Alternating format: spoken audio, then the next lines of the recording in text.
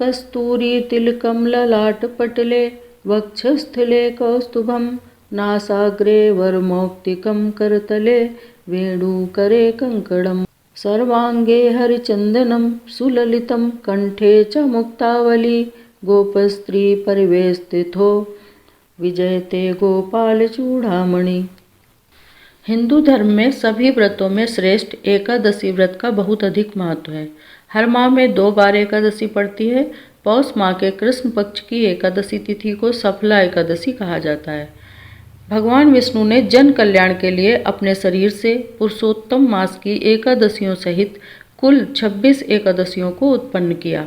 भगवद गीता में भगवान श्री कृष्ण ने एकादशी तिथि को स्वयं के समान ही बलशाली बताया है।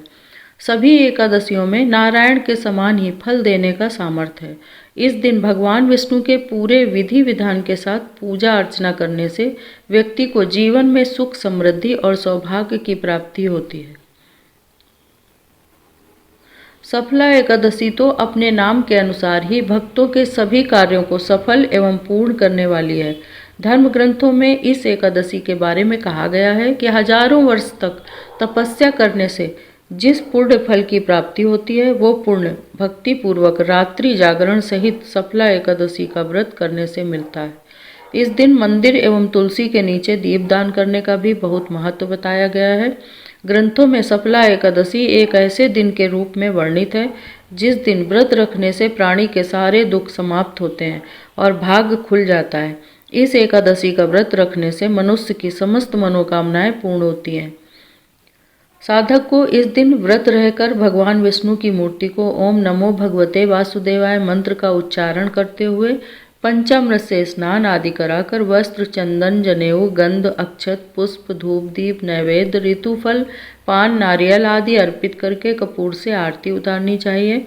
रात के समय जागरण करके यदि व्रत का पारण किया जाए तो ये बहुत ही उत्तम फलदायी माना जाता है। इस दिन विष्णु सहस्त्र नाम का पाठ करना बहुत ही लाभकारी रहता है। एकादशी व्रत की कथा। एक बार अर्जुन ने श्री कृष्ण से पूछा, हे जनार्दन, पौष कृष्ण एकादशी का क्या नाम है? उस दिन कौन से देवता का पूजन किया जाता है और उसकी क्या विधि है? कृपया मुझे बताइए।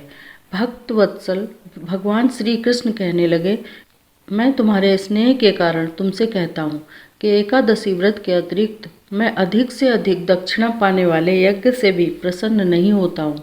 अतः इसे अत्यंत भक्ति और श्रद्धा से युक्त होकर करें। हे राजन, द्वादशी युक्त पौष कृष्ण एकादशी का महात्म तुम एकाग्रचित होकर सुनो। इस एकादशी का नाम सफला एकादशी है। इस एकादशी के देवता श्री नारायण है। विधि पूर्वक इस व्रत को करना चाहिए। जिस प्रकार नागों में शेष नाग, पक्षियों में गरुड़, सब ग्रहों में चंद्रमा, यज्ञों में अश्वमेघ और देवताओं में भगवान विष्णु श्रेष्ठ हैं, उसी तरह सब व्रतों में एकादशी का व्रत श्रेष्ठ है। जो मनुष्य सदैव एकादशी का व्रत करते हैं वे मुझे परम प्रिय हैं। अब इस व्रत की विधि कहता हूँ। मेरी पूजा के लिए ऋतु के अनुकूल फल, नारियल, नींबू, नैवेद्य आदि 16 वस्तुओं का संग्रह करें। इस सामग्री से मेरी पूजा करने के बाद रात्रि जागरण करें। इस एकादशी के व्रत के समान यज्ञ, तीर्थ, दान, तप तथा और कोई दूसरा व्रत नहीं है।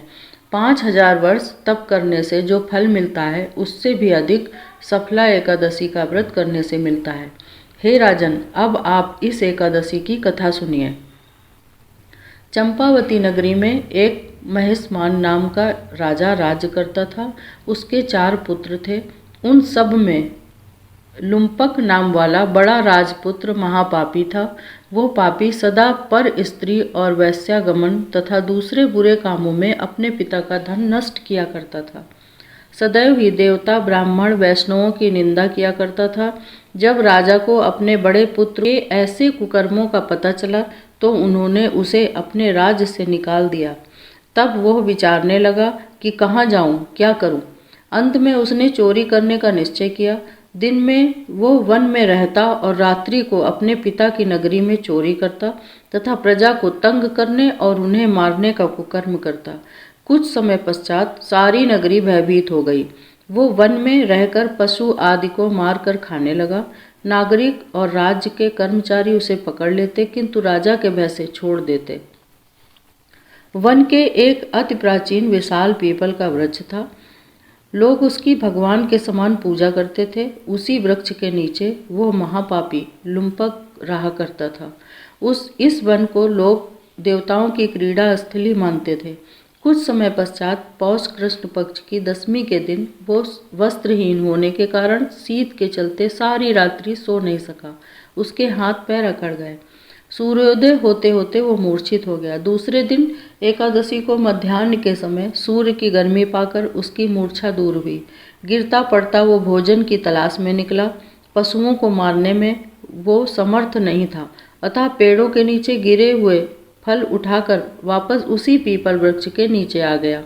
उस समय तक भगवान सूर्य अस्त हो चुके थे।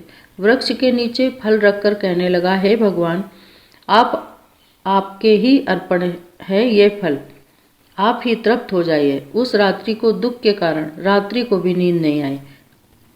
उसके इस उपवास और जागरण से भगवान अत्यंत प्रसन्न हो गए और उसके सारे पाप नष्ट हो गए। दूसरे दिन प्रातः एक अति सुंदर घोड़ा अनेक सुदृढ़ वस्तुओं से सजा हुआ उसके सामने आकर खड़ा हो गया। उसी समय आकाशवाणी हुई कि हे राजपुत्र, श्री नारायण की कृपा से तेरे पाप नष्ट हो गए। अब तू अपने पिता के पास जाकर राज्य प्राप्त कर। ऐसी वाणी सुनकर वो अत्यंत प्रसन्न हुआ और दिव्य वस्त्र धारण करके भगवान आपकी जय हो कहकर अपने पिता के पास गया। उसके पिता ने प्रसन्न होकर उसे समस्त राज्य का भार सौंप दिया और वन का रास्ता लिया। अब लुम्पक शास्त्रानुसार राज्य करने लगा। उसके स्त्री पुत्र आदि सारा कुटुंब भगवान नारायण का परम भक्त हो गया। वृद्ध होने पर वो भी अपने पुत्र को राज्य का भार सौंपकर वन में तपस्या करने चला गया और अंत समय में वैकुंठ को प्राप्त हुआ। अतः जो मनुष्य इस परम पवित्र सफला एकादशी का व्रत करता है उसे अंत में मुक्ति मिलती है। जो नहीं करते वे पूंछ और सींगों से रहित पशुओं के समान हैं। इस सफला एकादशी के महात्म्य को पढ़ने से अथवा श्रवण करने से मनुष्य को अश्वमेघ यज्ञ का फल मिलता है। हरे कृष्ण कृष्ण कृष्ण हरे हरे, हरे राम राम राम हरे हरे। इन मंत्रों का जाप करना चाहिए। ओम नमो भगवते वासुदेवाय। श्री कृष्ण गोविंद हरे मुरारे, हे नाथ नारायण वासुदेवाय।